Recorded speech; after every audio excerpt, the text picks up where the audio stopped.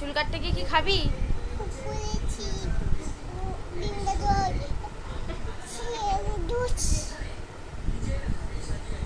আর কি খাবি?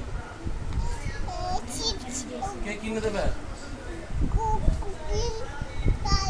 বলছি কে কিনে কে দেবে? মা দেবে তো? আমার কাছে কিন্তু পয়সা নাই, আমি ভিখারি।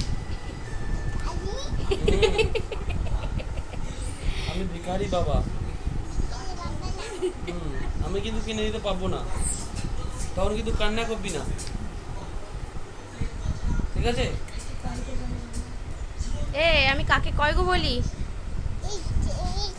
এটা এটা কে? বাপিকে কিরম করে ডাকি আমি?